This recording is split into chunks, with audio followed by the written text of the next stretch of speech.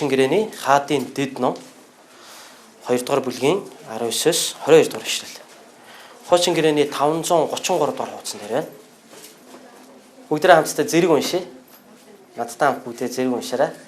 Тэгтэл тэр хотын хүмүүс Элишаг харах тун энэ хотын байдал нь эзэн таны харж байгаачлан тааламжтай боловч ус нь муу, мөн газар нутг нь үржин шимгүй юм гэв. Элиша надад шин сав авчирч дотор нь давс хий гэв. Тэд түүнд авчрав. Тэрээр усны ундраг руу очин түүн рүү давсаа асгаад эзэн ингэж айлдаж байна.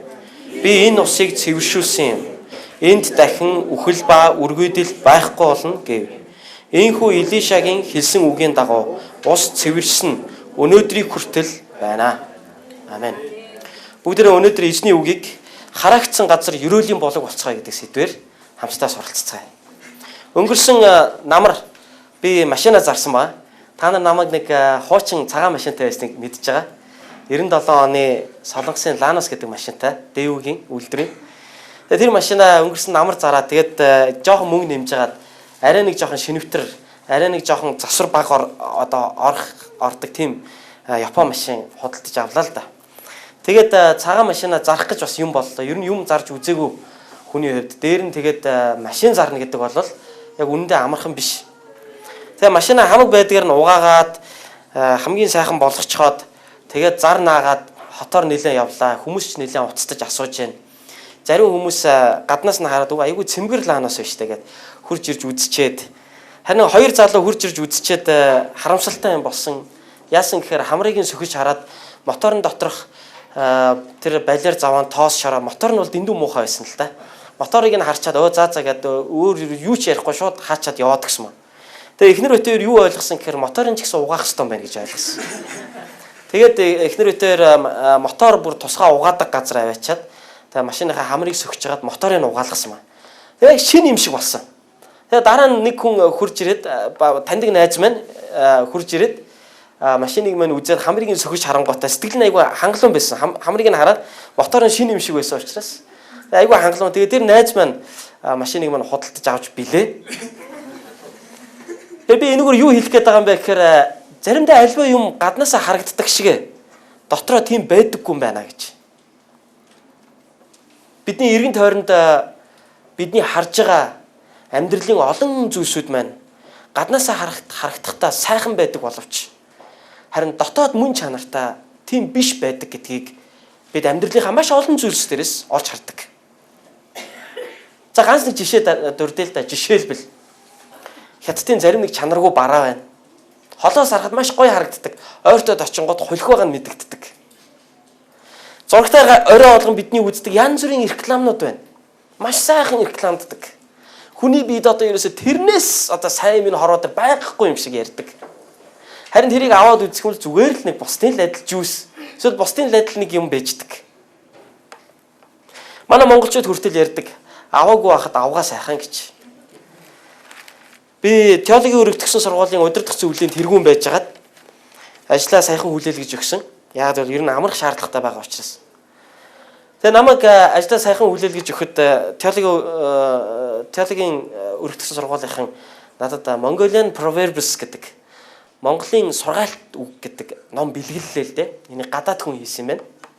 Тэгээд яг Библи шиг ингээд нэг хуудсан дээр юм хоёр багантай Монголын одоо зүүрцсэн үгнүүд доороо одоо монгол тайлбартайгаа хажуудлынхаа баганд болохоор англи орчуулганд тэгээ англи тайлбартайгаа.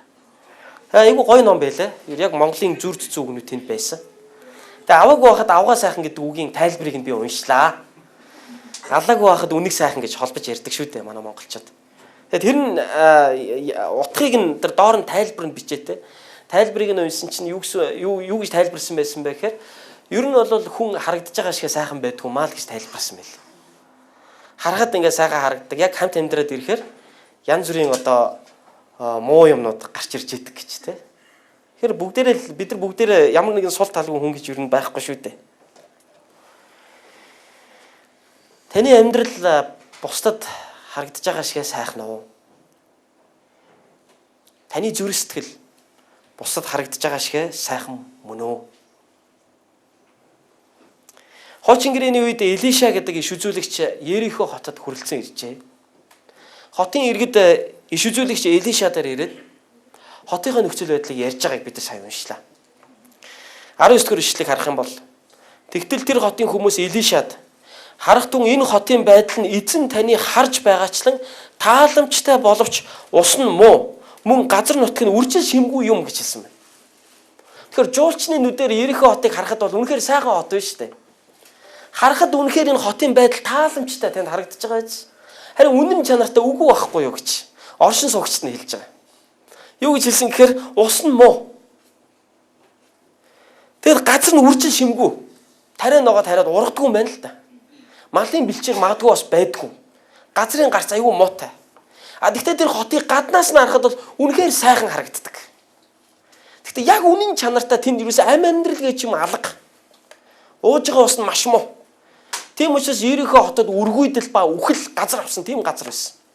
Яагаад гэвэл төгсгөлд нь 22 дугаар ишлэлдэр 21 дугаар ишлэлдэр Элиша тэгж хэлсэн. Энэ одоо цэвэрсэн. Энэ үеэс хойш энэ газар үргүйдэл ба үхэл байхгүй болно гэж хэлсэн. Тэгэхээр өөрөөр хэлбэл Ерихо хотод үргүйдэл ба үхэл газар авсан тийм хот байж. Гаднаас нарахад үнэхээр сайхан хот. Гэхдээ дотроо үхэл хагцлаар дүүрэн. Дотроо үргүйдлэр дүүрэн эмгтээчүүд нь жирэмсэлдэхгүй. Хүмүүст нь үхээд дуусж байгаа магадгүй. Тийм газар байсан. Гэхдээ үнэхээр сайхан хот байсан.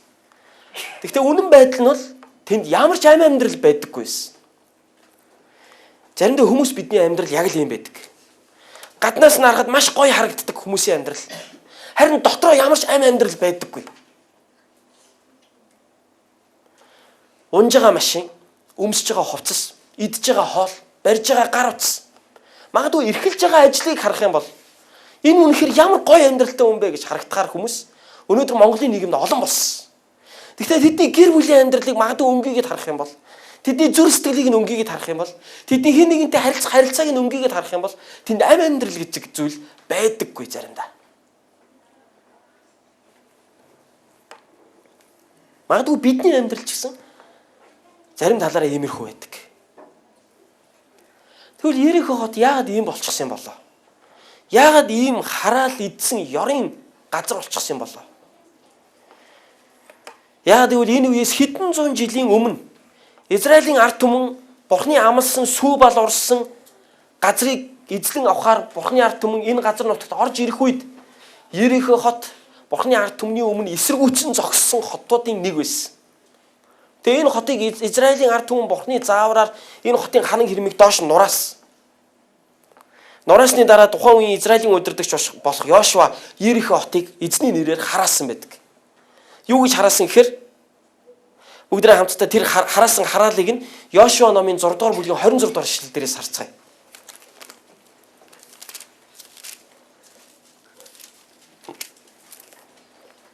Тэр үед Йошуа тэдэнд тангаргалан Ерихо хотыг эзэлж авсныхаа дараа гэсэн үг хэвгүй тэр үед гэдэг нь. Үргэлжлүүлээд хэлсэн Ерихо хотыг босгон барьсан хүн эзний өмнө хараагдаг. Тэр ууган хүүгээ золиослон хотын суурийг тавьж отгон хүүгээ золиослон хаалгыг нь босгох болно гэв. Инхүү эзэн Йошуатай хамт байж түүний алдар цуун тэр нутаг даяар тархваа гэж хэлсэн. Тэр Йошуа Ерихо хотыг нурааж тэр хотыг эзлэн авсныхаа дараа тэр хотыг хараасан баг. Энэ хотыг дахин босгож барих хүн харагдах болтугай. Энэ хүн хэрвээ хүүхдүүдтэй бол энэ хотын суурийг нь тавихтаа тэр хүний ууган хүн нас орог, энэ хотын дааман хаалгыг босгохдоо тэр хүний баг хүн нас орог гэж Йошуа хараасан. Яг энэ хараал хожим нь биелсэн байдаг. Бүгдээ хамтдаа Хаадын дээд номын 16 дугаар бүлгийн 34 дугаар ишлэгийг уншъя. Ахабын үед Бетел хүн Хиел Ерихог босгон барьжээ. Нууны хүү Йошуагаар дамжуулан хэлсэн эзний үгийн дагуу Хиел хотын суурийг тавихтаа өөрийн ууган хүү Абирамыг алдсан бөгөөд хотын дааман хаалгыг босгохдоо отгон хүү Сегубыг алдсан ачаа гэж хэлсэн. Тэр үнэхээр тэр хараал эзнэр хараагдсан тэр хараал Хиелийн амьдралд хүрсэн ба. Тэр үнэхээр хараагдсан газар байсан. Ерихо хот нь. Яагаад хараагдсан бэ гэвэл эзний өмнө эзний ард түмнийг энэ хот эсэргүүцснээрээ нүгэл үлдсэн. Энэхүү хот хараагдсан газар байсан. Тэр үеэс хойш энэ хот хэдийгээр босгон баригдсан ч гэсэн Тэр үеэс хойш энэ хотын амьдрал гаднаасаа харахад сайхан мэд харагдсан ч гэсэн, харагддаг ч гэсэн үүндээ энэ хотын дотор амьдрал гэдэг зүйл үүндээ байхгүйсэн. Тэнд үхэл хагцлаар дүүрэн, тэнд үргүйдэл, гэр бүлүүд нь аз жаргалгүй. Тэр үеэс хойш олон зуун жилийн турш Ерихо хот үүндээ үхмэл хот байсаар ирсэн ба. Яг л хараалын улмаас тэнд амьдрал үгүй болсон. Бид эзний өмнө гим хийх үед хараал бидний амьдрал дээр ирдэг. Хүмүүс эзний өмнө нүгэл үйлдэх үед хараал хүмүүсийн амьдрал дээр ирж идэг. Гим биднийг үхэлд хүргэж идэг. Өөрөөр хэлбэл гмийнхэн улмаас Ерихо хот үхмэл хот болсны адил гмийн улмаас өнөөдөр хүмүүс үхдэг. Гим нүгэл бидний амьдрал дээр хараалыг авчирч идэг. Гэвч сайн мэдээ байна. Тэр нь юу вэ гэвэл Илиша харагдсан Ерихо хотыг харагдсан чигээр нь үлдээгээгүй. Тэр хотын хүмүүс Илишад хурж ирээд энэ хот үнэхээр харагдж байгаа шиг сайхан биш. Үнэхээр ус нь муу, газар нь үржил шимгүй, амьдрал хэцүү байна гэж хэлэх үед Ерихо юу гэж хэлсэн? Хогчин штэ. Хин та нарыг эзний өмнө сөрөн зогс гэж хэлсэн юм бэ? Үүлийн үрээ идлээд ингээ явж явахгүй юу дээ? Одоо яа гэх вэ дээ? Хийсэн үйлийнхаа хариуг амсаж байгаа чинь энэ гэж те. Өөдөө шидсэн чулуу өөрийн толгой дээрээ гэж үнэн үг юм да гэдэг ч юм уу. Илиша иймэрхүү байдлаар Ерихо хотын хүмүүст хэлээгүй. Харин Илиша юу гэж хэлсэн гэхээр надад шин савнд давс игээд аваад ир гэж хэлсэн. Тэгээ Илиша тэр давсыг усных нь ундраг дээр нь очиж хагаад давсаа усны ундрагаар хасгасан ба. Тэгээ юу гэж хэлсэн гэхээр энэ үеэс хойш энэ газар үргүйдэл ба үхэл байхгүй болно гэж хэлсэн. Тэр үеэс хойш тэрхүү одоо болгын ус маш их цэвэрсэж тэр үеэс хойш Ерихо хотын амьдрал сайжирсан. Тэнд амьдрал бий болсон. Эзэн ямар өршөөнгүй юм бэ? Бид эзний өмнө гим хийх үед тэгээ түүнээсээ болж бид гмийнхэн үр дагаврыг өөрийнхөө амьдрал дээр амсаад зовж чаналж явах үед минь эзэн биднийг хараад тавлаад буруутгаад цааш нь түлхдэг эзэн биш. Харин эзэн биднийг өршөөдөг эзэн гэдгийг бид эндээс харж байна. Эзэн биднийг уучилдаг гэдгийг бид эндээс харж байна. Эзэн биднийг нэгүүлсдэг гэдгийг бид эндээс харж байна. Эзэн бол нэгүүлсэнгүй эзэн. Тэр Илишагаар дамжуулан харагдсан Ерихог эвээгдсэн хот болгосон ба. Тэр харагдсан газар тэр ерөөлийн булгийг оргилуулсан ба. Илишагаар дамжуулан энэ бүгдийг хийсэн. Бид эзний өмнө гим хийж, гмийнхэн үр дагаврын улмаас бид мөнхийн үхэл тамд онох ёстой байсан. Харин тэрээр Есүс Христийг илгээж түүгээр дамжуулан бидний гим нүглийг уучлж, түүний загалмай үхэл ба дахин амьлалтаар дамжуулан бидний гмийг ариусгасан. Тэр биднийг шинчилсэн. Тэр биднийг өршөөж, тэр бидэнд шинэ амийг өгсөн. Иохан номын 10 дугаар бүлгийн 10 дугаар ишлэл дээрээс харах юм бол Есүс өөрийгөө юу гэж хэлсэн гэд байдгүй гэхээр хулгайч зөвхөн алж талж сүйтгэхийн тулд энэ хорвоо дээр ирдэг бол харин би та нарыг амьтаа бүр бэлгсэн амьтаа байлгахаар би ирсэн гэж Есүс өөрийгөө хэлсэн байдаг. Есүс энэ дэлхий дээр амьдралыг өгөхөөр ирсэн. Тэр үхэл хагцлыг бий болгохоор ирээгүй. Харин тэр амьдралыг бий болгохоор ирсэн. Харин гин бидэнд үхэл хагцал, хараал, өвчин, шанал, зовлон, уйдгар, гунигийг авчирдаг бол харин Есүс Христийн дотор бидэнд амар тайван, баяр хөөр, гэрэл гээгээ, эдгэрэл, эрүүл сарвал байдал болоод мөнх амьдрал бидэнд Есүс Христийн дотор ирдэг юм аа. Илишагаар дамжуулан давс асгаснараа тэр газрыг эзэн амьдралаар тэтгсэн шиг Есүс Христийн загалмай үхлээр дамжуулан түүний дахин амьдлалтаар дамжуулан тэр бидэнд мөнх амьдралыг эзэн өгсөн. Энэ бол эзэн бурхны маань нэгүсэл мөн. 3 үг дээр бүгдээрээ анхаарай. Яг бидний сайн уншсан энэ түүхэн дээр гарч байгаа 3 үгэн дээр анхаарай. Нэгдүгээр Илиша хүмүүст юу гэж хэлсэн гэхээр надад шинэ сав авцар гэж хэлсэн. Тэр давсыг усны ундраг руу хийхдээ хуучин сав ашиглаагүй. Харин тэр шинэ сав ашигласан. Шинэ савыг ашигласан. Шинэ савн дотор давс хийж хагаад тэр шинэ саваараа дамжуулаад давсыг усны ундрагаар тэр хийсэн байна. Эзэн биднийг аврахтаа хуучныг биш шинийг ашигласан байдаг. Хуучин нь юу юм бэ? Хуучин гэрээ. Бурхан хүмүүст хуучин гэрээг өгсөн. Тэр нь тухайн үед хуучин гэж нэрлэгддэггүй байсан. Тэр нь ямар үг байсан бэ гэхээр та нар гин бүү. Та нар яг Бурханы хуулийн дагуу яг таг амьдр. Тэгэх юм бол Бурхан та нарыг ивэн, тэгэх юм бол та нарыг өрөөнө гэж хэлсэн. Хэрвээ та нар энэ хуулийг зөрчөөд гин хийж амьдрах юм бол та нарыг хараана гэж хэлж ирсэн ба. Тийм учраас Израилийн ард түмнийг удирдахжсэн их удирдагч Мөсе Израилийн ард түмнийг хоёр уулын хооронд зогсоож хагаад нэг уулыг нь хараал гэж нэрлээд нөгөө уулыг нь ерөөл гэж нэрлээд өнөөдөр та нарын өмнө хараал ба ерөөл байна. Энэ нь та нарын сонголтоос шалтгаална гэж ард түмэндээ хэлжсэн. Та нар нүгэл бозромог үйлдэх юм бол та нарын амьдрал дээр хараал ирнэ. Харин та нар Бурхны хуулийн дагуу амьдрах юм бол та нарын амьдрал дээр ерөөл ирнэ. Хараагдахгүй, ерөөгдөхгүй гэдгээ та нар сонгох гэж Мөсе Израилийн ард түмэнд хэлжсэн. Харин Израилийн ард түмэн эзний хуулийг даах гэж хичээсэн ч гэсэн тэд үнэндээ бүрэн төгс дагж чадахгүйсэн.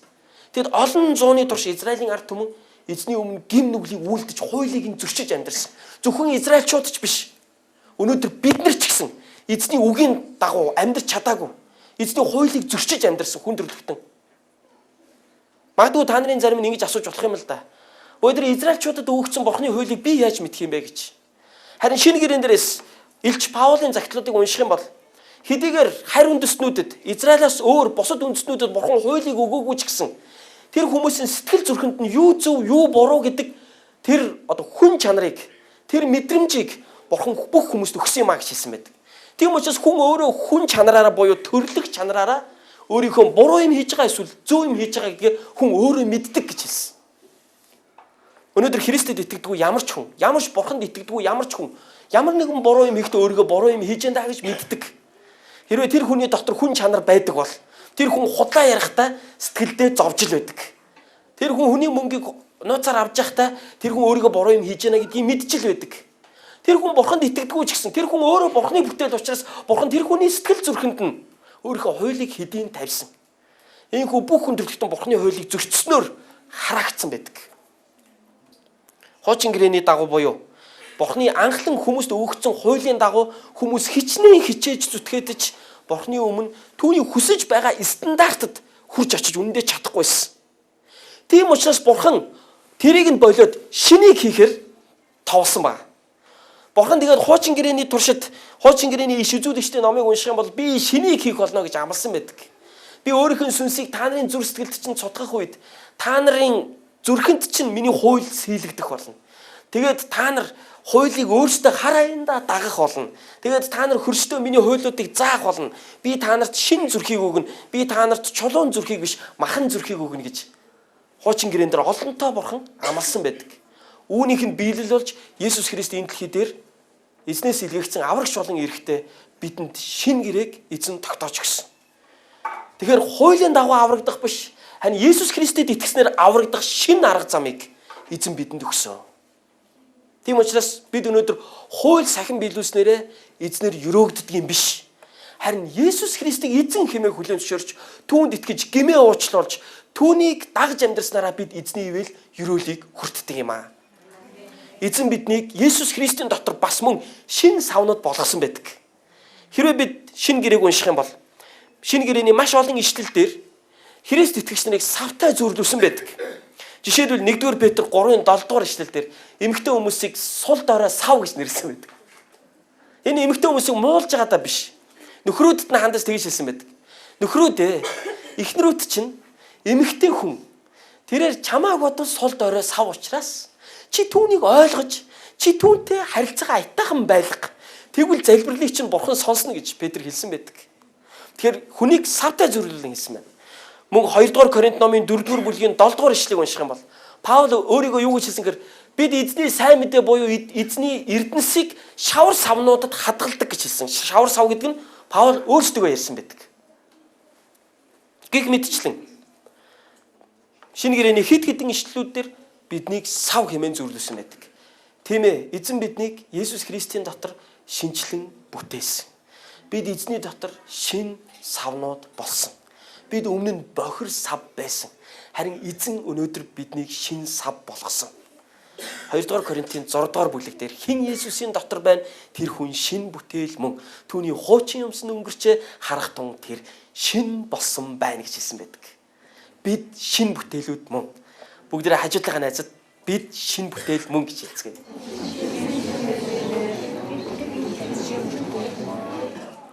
Амен. Бид шинэ бүтээл мөн. Эзэн биднээр дамжуулан өөрийнхөө ажлыг хийх болно. Амен. Бид бол эзний шинэ бүтээл. Та өнгөрсөн амьдралдаа ямар ч алдаа гаргасан байж болно. Та гэр бүлийнхээ амьдралд яаж ч бүтлгүүцсэн байж болно. Та найз нөхдийнхөө өмнө ямар ч муу хэрэг хийсэн байж болно. Та одоо бодохоор зүрхчин шархирмаар муу юмыг амьдралдаа хийж исэн ч байж болно. Харин би танд хэлье, бүү санаа зов. Эзэн биднийг шин болгосон. Тэр биднийг уучлсан. Бид сайн байсан учраас эзэн биднийг уучлдаг биш. Харин эзэн өөрөө сайн учраас биднийг ариусгаж тэр биднийг өөрчилдөг. Тийм учраас бид бол эзний дотор шин савнаад болсон. Тэгээд эдээшээ шин савн дотор давс хийгээд нөгөө давсаа усны ундар руу асгасан. За тэгвэл одоо давсны тухай ярив. Хоёрдугаарт нь би. Давсны тухай ярив.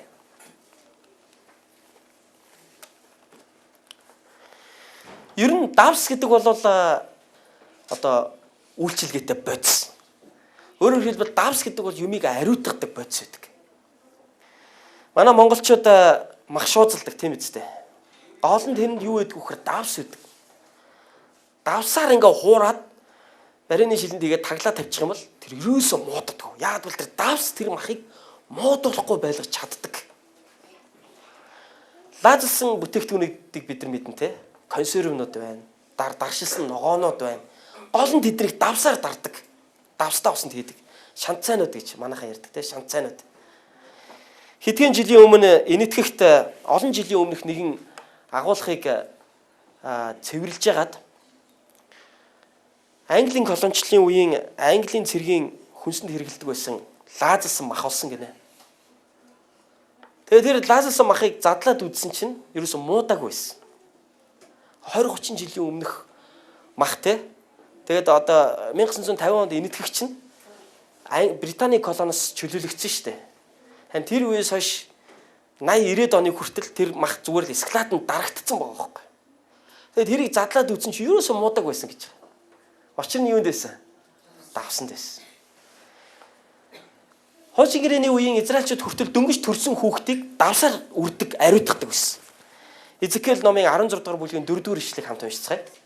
Чиний төрөлтийн хувьд гэвэл чамайг төрсөн өдөрт чиний хүйж таслагдаагүй, цэвэрлэхийн тулд чамайг усаарч угаагаагүй, чи давсаарч өрүүлээгүй, даавгарч өлгийдүүлээгүй. Чамайг өрөвдөн эдгээр үйлийн нэгийгч болов чамд үлдэхээр нэгч нүд чамайг инэрэн хараагүй гэж хэлсэн байна. Тэгэхээр хүүхдийг төрөх үед нь усаар угаадаг байсан. Эсвэл давсаар биеийг нь үрдэг байсан байна.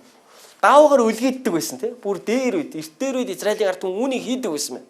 Тэгэхээр давс гэдэг бол ариутгах одоо үйлчилгээтэй бодис байна. Есүс Христийн цусаар бид өнөөдөр ариусгагдсан. Есүс Христийн загалмайн цусаар бид өнөөдөр цэвэршсэн. Бид ариун болгогдсон. Бид эзний дотор ариун болгоод зогсохгүй. Эзэн биднийг та нар бол давс гэж бас хэлсэн байдаг. Хэрвээ Матай номын 5 дугаар бүлгийн 13 дугаар ишлэгийг харах юм бол Есүс гэрэл ба давсны тухай сургаалт үлгэрийг ярьдаг. Санаж байна уу? Та нар бол газрын давс, дэлхийн гэрэл гэж хэлсэн байдаг.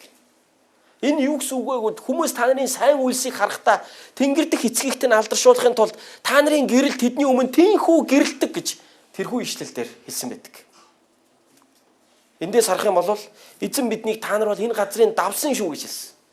Тэгэхээр энэ муудж байгаа энэ газар дэлхийг бид ариусгах, бид чанартай байлгах үүрэгтэй хүмүүсээр эзэн биднийг томилсон байна. Тэгээд тэр давсыг Илиша хаашаа аваачиж хийсэн бэ гэхээр хаашаа хийлээ? Болын ундраг руу аваачиж хийсэн маа.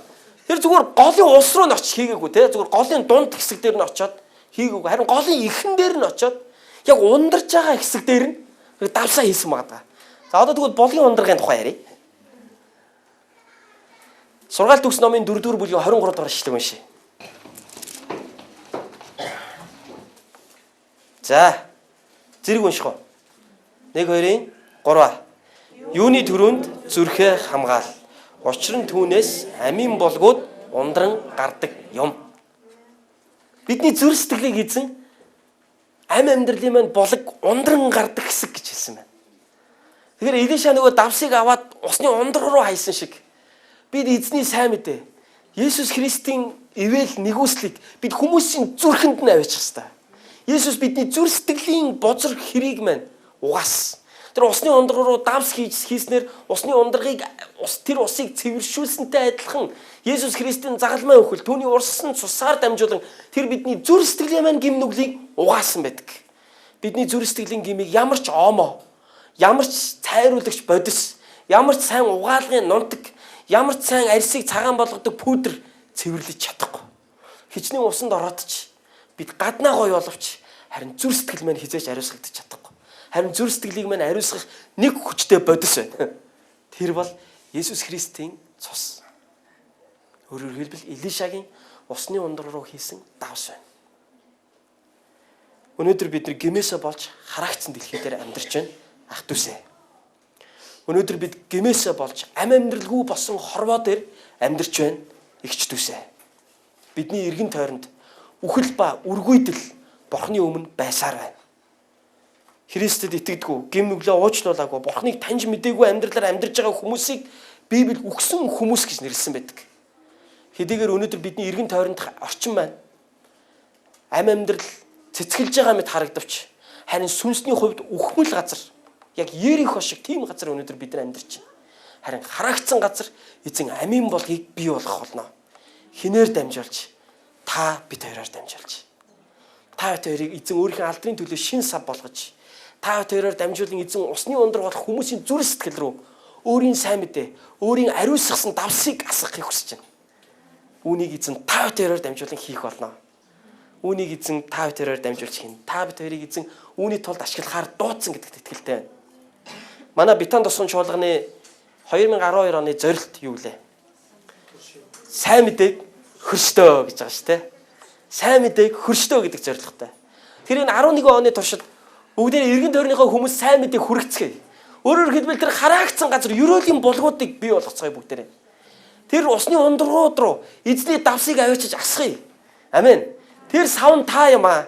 Тэр усны ундраг руу хийх давснаас та юм аа. Эзэн та бид хоёроор дамжуулан хүмүүсийн амьдралыг өөрчлөх болно. Тэгээд та бид хоёрын эргэн тойронд жинхэнэ сүнсний ам амьдрал бий болох болно. Та бид хоёрын эргэн тойронд үргүйдэл үгүй болж, үхэл хагацд үгүй болно. Та бид хоёрын эргэн тойронд Есүс Христийн доторх мөнх амьдралын амьдралууд эхлэх болно. Ам амьдралууд бий болох болно гэдэгт итгэлтэй байна. Эзэн үүний тулд биднийг ашиглахаар дууцсан. Үүний тулд бүгдээ эзнэр хэрэглэгдэцгээе. Амен. Тийм учраас өөртөө битгий сэтгэл унаарай. Та эзний дотор шин бүтээл шүү. Таныг эзэн энэ газрын давс гэж хардаг шүү. Тийм учраас эзэн таныг хэрэглэхийг хүсдэг шүү. Тэгэд эзэн танаар дамжуулан өөрийн сайн мэдээг хүргэж энэ газрыг үнэхээр өрөөх болно. Хараагцсан газар хөрөөлийн болог болцгоё бүгдээрээ. Амен.